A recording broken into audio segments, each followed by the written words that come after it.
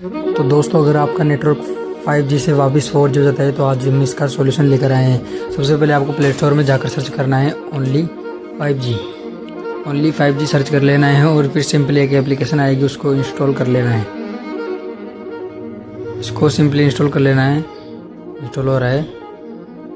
अब इंस्टॉल होने के बाद इसको ओपन कर लेना है। ओपन करने के बाद इसको सिंपली सेट ओनली 5G पे क्लिक करना है। फिर सेट ओनली 5G पे क्लिक करना है। फिर इस पर क्लिक करते आप कौन सी सिम में करोगे, तो मैं दूसरी सिम में करना चाहता हूँ, तो मैंने फ़ोन 1 सेलेक्ट कर लिया। और फिर ये सेलेक्ट करते ही आपको फिर NR ओनली सेलेक्ट करना है।